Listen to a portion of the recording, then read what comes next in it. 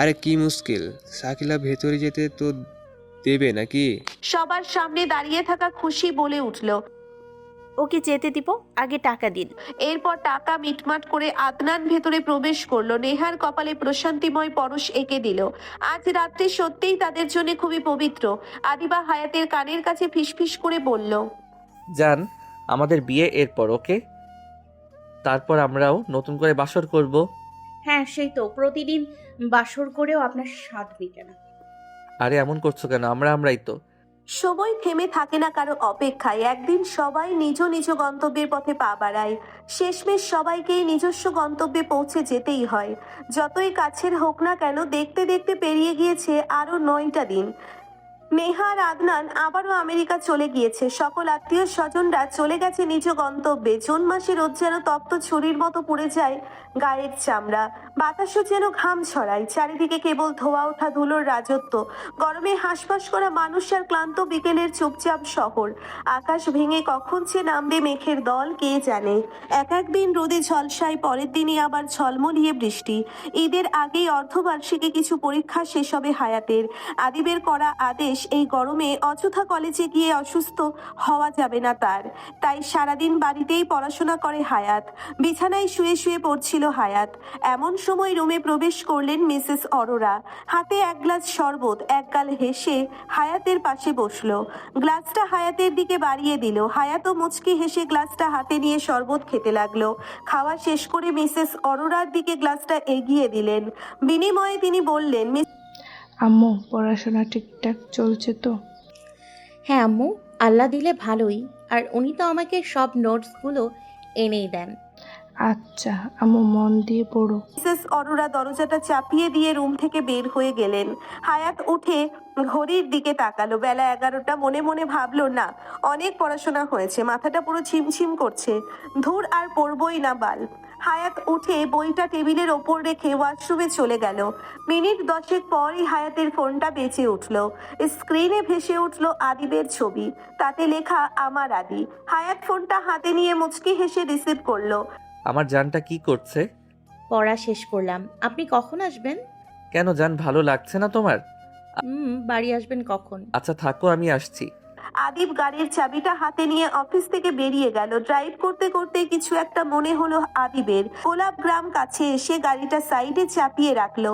এরপর কিছু ফুল কিনে নিল আদিব। গাড়িটা আবারও চলতে শুরু করলো বাড়ির উদ্দেশ্যে। দীর্ঘ 1 ঘন্টা ড্রাইভ করে চৌধুরী বাড়ির সীমানায় এসে গাড়িটি থামলো আদিব। আঙ্গুলে চাবি ঘোরাতে ঘোরাতে সিঁড়ি দিয়ে ওপরে চলে গেল সে। এদিকে বিভোর হয়ে ঘুমোচ্ছে হায়াত।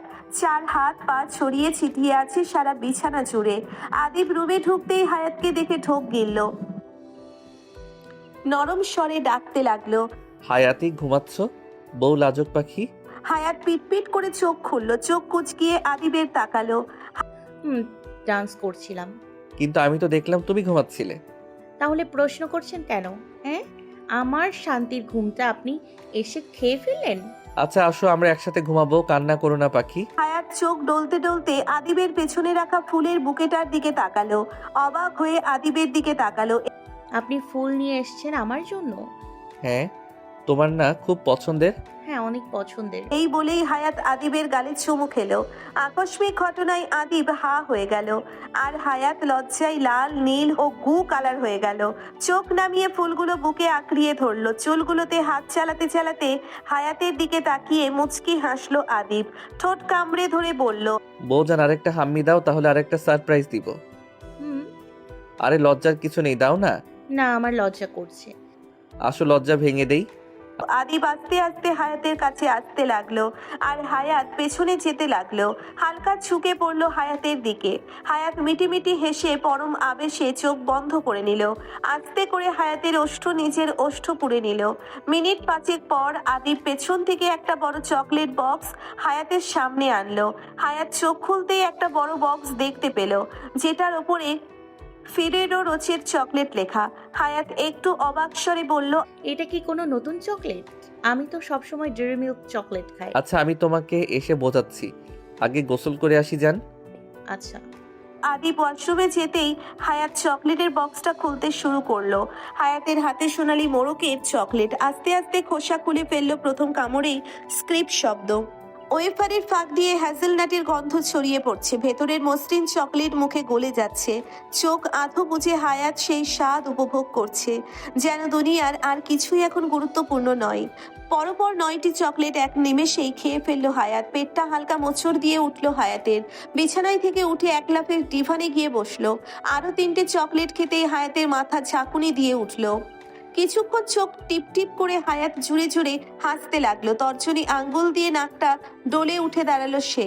আলমারি থেকে একটা শাড়ি বের করলো, যেটাতে লেমন গ্রিন রঙের সাথে ছোট ছোট ফুলের এমব্রয়ডারি করা আছে। হায়াত মিটিমিটি হেসে শাড়িটি পরে নিল। এরপর টিভি অন করে গান ছেড়ে দিল আর পাগলাটে নাচ শুরু করলো। এদিকে ওয়াশরুম থেকে বের হয়েই অবাকের সপ্তম আকাশে পৌঁছলো আদিব। অবাক হয়ে চেয়ে রইল হায়াতের দিকে। শাড়ির কুচিগুলো এলোমেলো হয়ে আছে আর সে নাচানাচিতে ব্যস্ত হয়ে গিয়েছে। আদিবকে দেখেই হায়াত দৌড়ে আসলো, হাতটা আদিবের কাঁধের ওপর নিয়ে বলল, আদি চলো আমরা ডান্স করব। সোনা, তুমি আমার নাম ধরে ডাকছো? কেন, আমার কি মুখ নেই?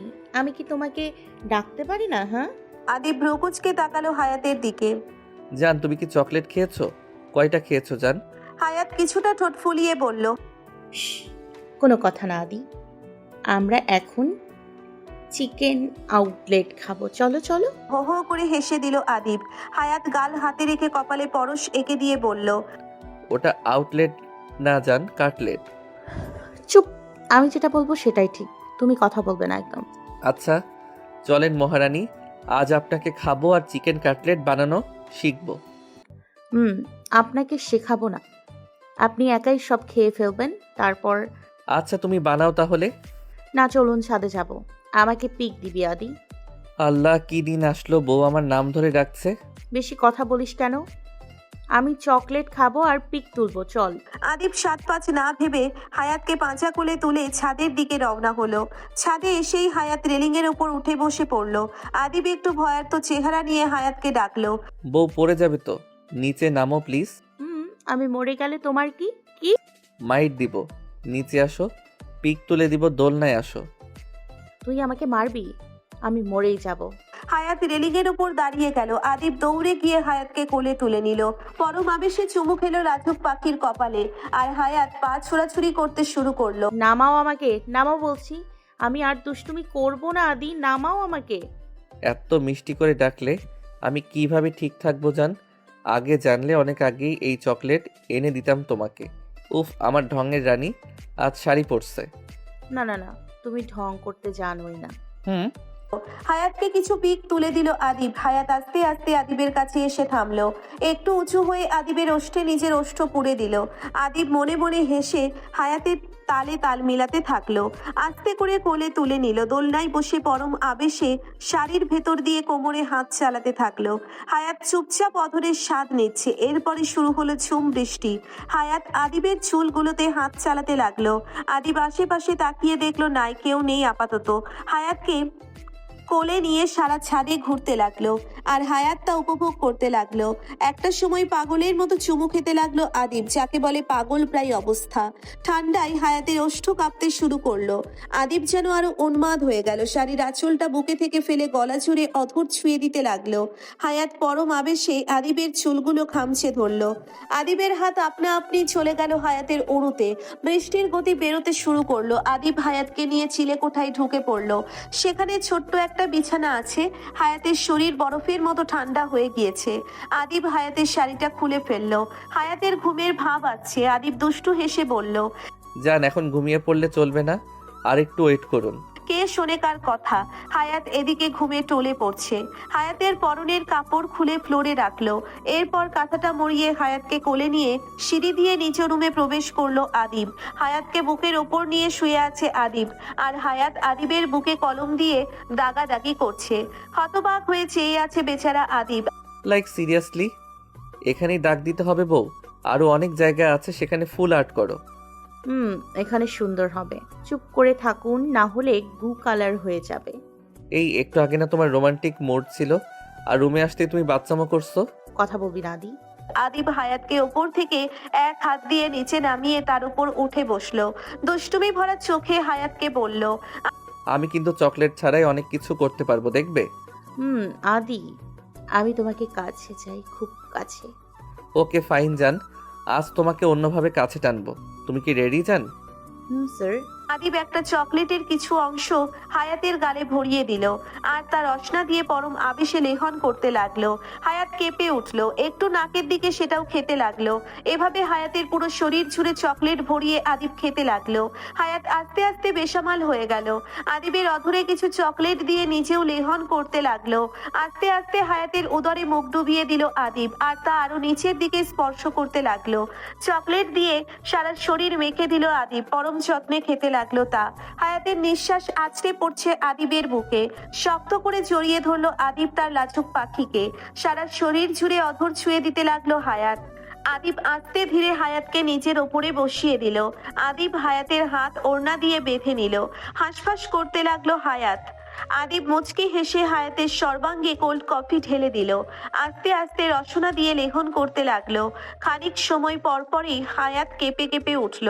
আদিব হাসকির স্বরে বলল, I know it will be hard for you, but please bear with it. Today I just feel like giving you a little extra love. বউ। হায়াত চুপ করে আছে, যার মানে সম্মতির লক্ষণ। বেশ কিছুক্ষণ আদিব আত্মার আকাঙ্ক্ষিত কামনা চালিয়ে যেতে লাগলো আর হায়াত পরম আবেশে চোখ বন্ধ করে তৃপ্তি নিতে থাকলো। এভাবেই দিনের আলো নিভে যাওয়া অবধি তাদের আত্মার সংযোগ চলতে থাকলো। সন্ধ্যা 6টা। হায়াতকে বুকে জড়িয়ে ল্যাপটপে কাজ করছে আদিব। হায়াত ঘুমের রাজ্যে পাড়ি জমিয়েছে সেই কখন। অতিরিক্ত চকলেট খাওয়ার ফলে এমন ঘুম হচ্ছে তার। খানিকক্ষণ বাদেই দরজায় নক করলেন কেউ। আদিব হায়াতকে ভালো করে শুইয়ে দিয়ে বিছানা থেকে উঠে দরজা খুলে দিল। দরজার ওপাশে দাঁড়িয়ে আছে রাকিব চৌধুরী। একগাল হেসে বলল, বাজান ভিতরে যেয়ে বসবে কি না আমার রুমে যাবে? তোমার রুমে চলো, হায়াত ঘুমাচ্ছে। ঠিক আছে চলো। দুজন মিলে টুকটাক কথা সেরে সিদ্ধান্ত নিল আজই আদিব বিদেশ থেকে চলে যাবে প্রজেক্টরের কাজে। মিসেস অরোরা চিন্তিত হয়ে বললেন, হায়াত কিভাবে থাকবে? আমি আর তোমার মাও তো কালকে ইন্ডিয়াতে যাব। আদিব কিছুক্ষণ ভেবে বলল, আরাবিকে বাড়িতে নিয়ে আসবে কাল ড্রাইভার গিয়ে, আর ওকে আমি নজরে রাখবো। সারা বাড়িতে ক্যামেরা লাগিয়ে দাও আজই। কানাডা থেকেই আমার পাখির সব খোঁজ আমি রাখবো। আচ্ছা ঠিক আছে। হায়াতকে বলেছিলে আজকে যে তোমার ফ্লাইট? না, একটু পর বলবো। আদিব রুম থেকে বের হয়ে গেল। কিচেনে গিয়ে 1 কাপ কফি বানিয়ে 2 তলায় উঠে আসলো। হায়াত পিটপিট করে চোখ খুললো, মাথাটা হালকা ঝিমাচ্ছে। উঠে বসতেই শরীরে সামান্য ব্যথা অনুভব করলো। মুখ কুঁচকে ফেললো সাথে সাথে। আদিব দরজা খুলে ভেতরে আসলো। হায়াতকে এভাবে নাক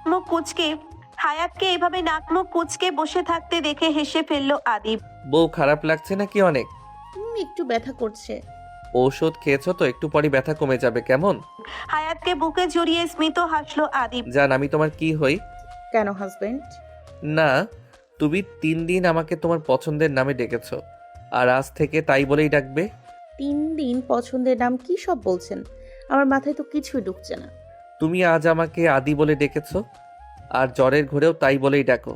কি? আমি আপনাকে আপনার নাম ধরে ডাকি? ছি, কি সব বলছেন?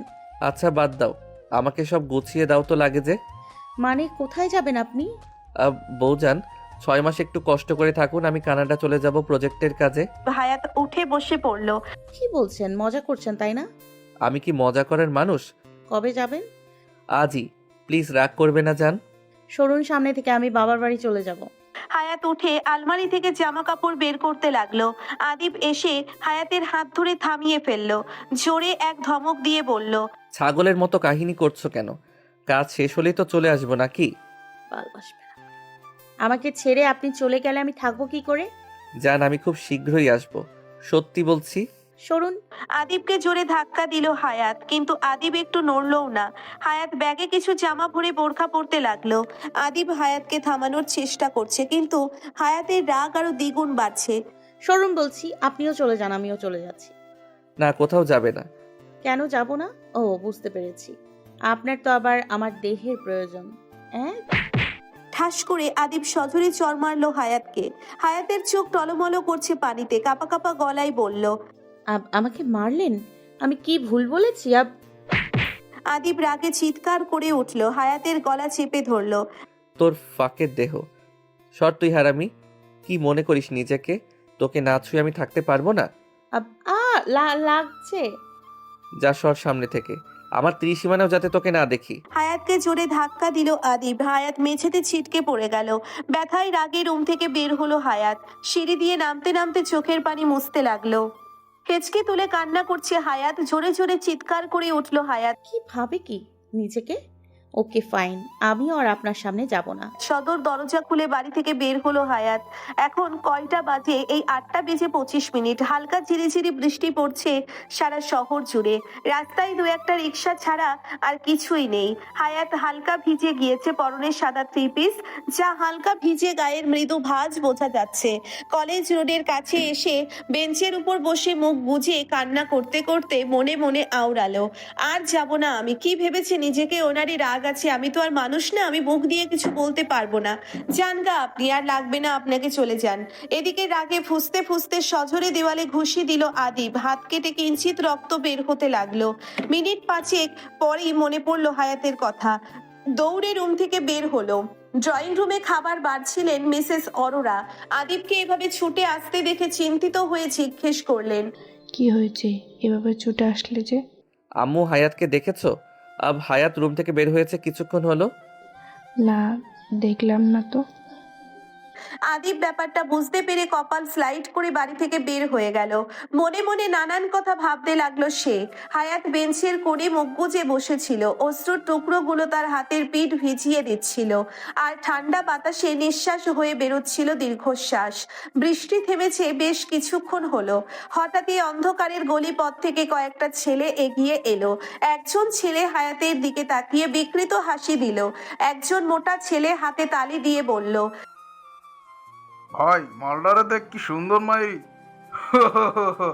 আজ এইটারে সবাই মিলে খাবো। এই বলেই বকাটে ছেলেগুলো হায়াতের দিকে আসতে লাগলো।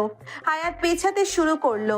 ভয়ার্থ চেহারা নিয়ে ছেলেগুলোর পানে তাকালো। কি চাইছে ছেলেগুলো তা বোঝার চেষ্টা করছে হায়াত। হায়াত দৌড় দিতে গেল, কিন্তু সেখানকার মোটা ছেলেটা হায়াতের হাত ধরে ফেললো, চুলের মুঠি ধরে বলল, আরে মামুনি, পালাচ্ছ কেন? আমরা তো তোমাকে কিছু করব না, শুধু আদর করব। ছাড় বলছি আমাকে। আমার হাজবেন্ড জানলে তোদের মেরেই ফেলবে। আরেকটা লম্বা করে কালো ছেলেটা বাজেভাবে হায়াতের সারা শরীরে চোখ বুলিয়ে বলল, উফ করা মাল, সেই মস্তি হবে আজ। ভাই এইটারে কি এখানেই খাবো নাকি আস্তানায় নেব? এত প্যারার দরকার নেই, এখানেই ফুর্তি করি, চল। এদের কথা শুনে হায়াতের গা গলিয়ে আসলো। জোরে জোরে চিৎকার করতে লাগলো সে। বাঁচান, কেউ আছেন? হায়াতের চিৎকার শুনে একটা ছেলে জোরে হায়াতকে চড় মারলো। ঠোঁট থেকে সামান্য রক্ত বের হলো। 3 নাম্বার ছেলেটা হায়াতের বুক থেকে ওড়না টেনে নিজের হাতে পেঁচিয়ে নিল। হায়াত এবার হাউমাউ করে কান্না করে দিল। মনে মনে আওড়ালে সব দোষ আদিবের, কখনো তাকে ক্ষমা করবে না। হায়াতের কামিজের ওপরেই পেটে হাত দিল একটা ছেলে। হায়াত কিছুটা থুতু ছেলেটার মুখে দিল। ছেলেটার রাগে মুখ মুছে হায়াতকে ঠাটিয়ে এক চড় মারলো। গাল ফেটে রক্ত বের হচ্ছে হায়াতের। মোটা ছেলেটা হায়াতের ঠোঁটে আঙ্গুল দিল। হায়াত নিজের সর্বোচ্চ দিয়ে জোরে এক কামড় দিল। ছেলেটা ব্যথায় হায়াতকে ছেড়ে দিতেই হায়াত দৌড়ে পালানোর চেষ্টা করতে লাগলো, কিন্তু বাকি 2 ছেলে হায়াতকে পেছন থেকে ধরে ফেললো। লম্বা ছেলেটা হায়াতের বুকে হাত দিতে গেল। এমন সময় হায়াত নিজের সবটুকু শক্তি দিয়ে অন্য ছেলেটাকে ধাক্কা দিয়ে দৌড় দিল। সামনে পেছনে না তাকিয়ে হায়াত দৌড়াচ্ছে। পরনের কামিজের হাতা হালকা ছেঁড়া, বুকের ওড়নাটা সেই বকাটে ছেলেগুলোর কাছেই। হায়াতের গাল বেয়ে রক্ত ঝরছে, চোখে পানিগুলো দলা পাকিয়ে ঝরে পড়ছে। হঠাৎ করেই এক গাড়ির সাথে ধাক্কা লাগলো হায়াতের। ধপাস করে পড়ে গেল গাড়ির সামনে। অর্ধ জ্ঞান হারালো সে। এদিকে আদিব তার গাড়ির সামনে দৌড়ে আসতে দেখলো এক রমণীকে।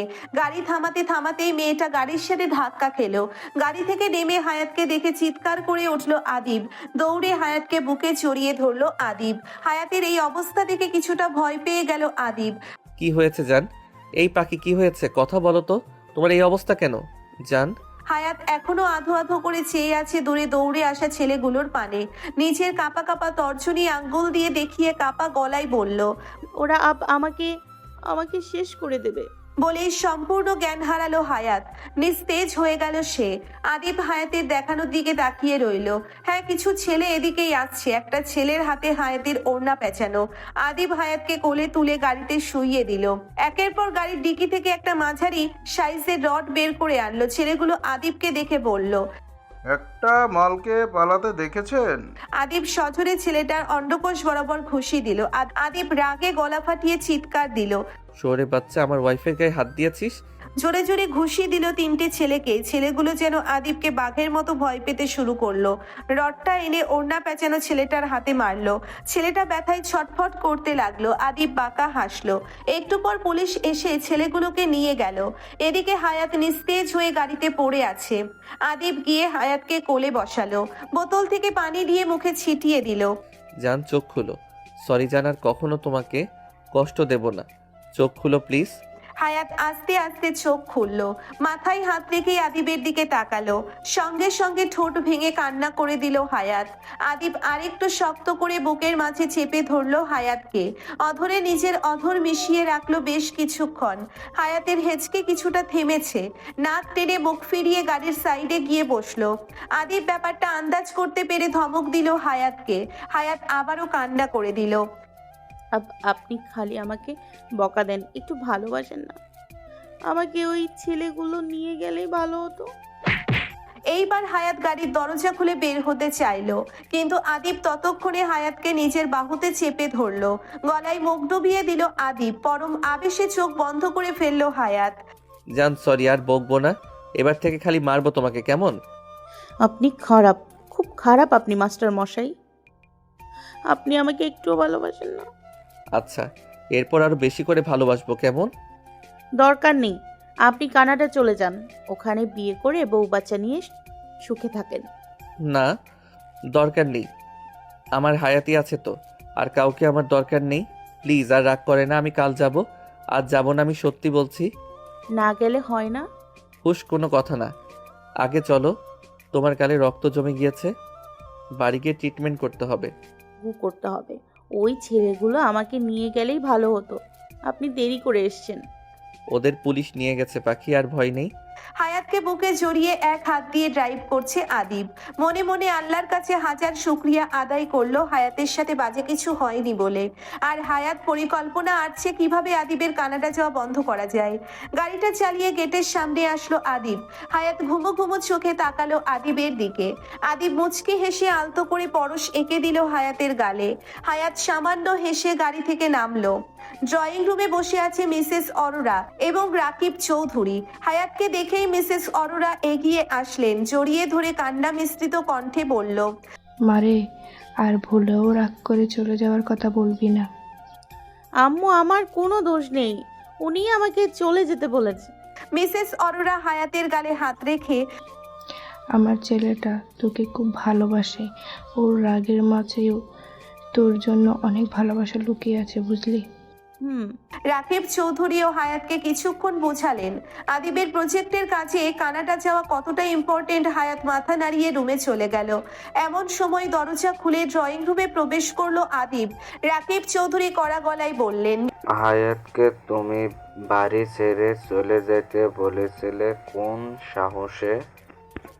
ওই এই বাড়ির বউ নয় বরণ। বাবা, আমি রাগের মাথায় বলেছিলাম, আর ও সেটা সিরিয়াস নিয়ে ফেলেছে।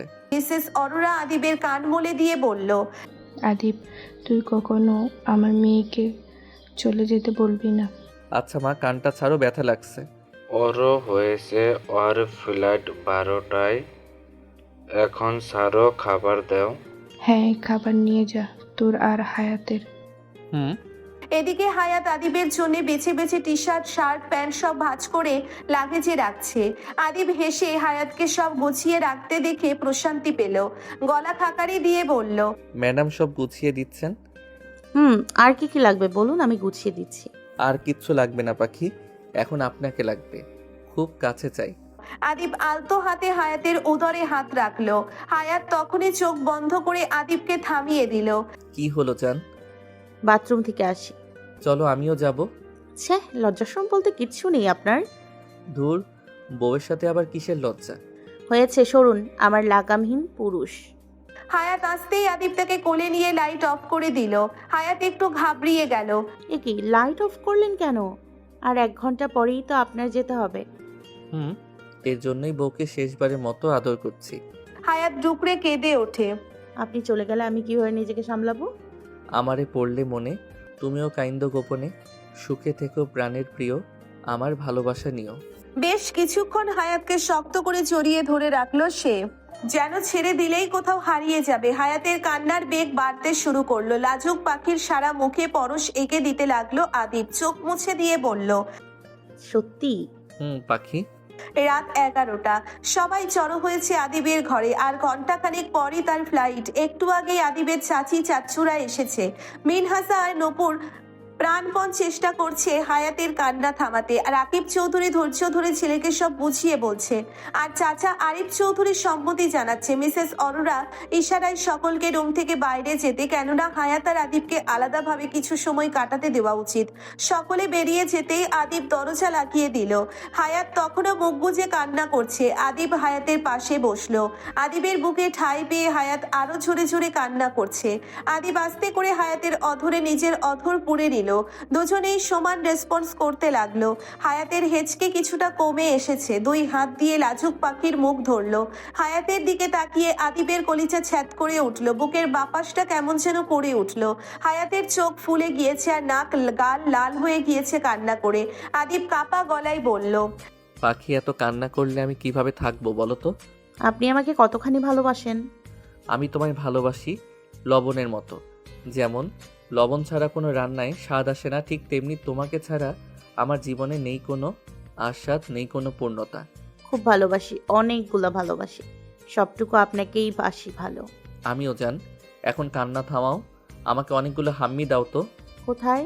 বউ, তুমি দেখছি এখন দুষ্টু হয়েছ। আচ্ছা, যেখানে বলবো সব জায়গায় দিবে তো? আমার স্বামী যেখানে বলবে সেখানেই দিব। হায়াত আদিবের সঙ্গে নিচে আসলো। সকলের কুশল বিনিময় করে আদিব লাগেজ হাতে নিল। হায়াত চুপচাপ সোফায় বসে আছে। মিনহাজা আর নূপুর হায়াতের বসলো। হায়াত স্মিত হাসলো, যে হাসির আড়ালে ছিল একরাশ কষ্ট। সকলে আদিবকে এগিয়ে দিতেই বাহির অবধি গেল। সবাই ঠাই হয়ে বসে রইল। আদিবের সাথে রাকিব চৌধুরী এবং আরিফ চৌধুরী এয়ারপোর্ট অবধি যাবে। দুজনেই আদিবের পাশে বসলো। আদিব গেটের আশেপাশে তাকালো, কিন্তু হায়াতকে দেখতে পেল না। মনটা ভীষণ ছটফট করতে লাগলো। সহ্য করতে না পেরে গাড়ি থেকে নেমে পড়লো। রাকিব চৌধুরী পিছু ডাকলো, আদে নামছো কেন? ফ্লাইট মিস হবে দেরি হলে। আদিব দৌড়ে বাড়ির ভিতরে প্রবেশ করলো। সকলে তার পেছন পেছন যেতে লাগলো। হায়াত এখনো মুখ গুজে ড্রয়িং রুমে বসে আছে।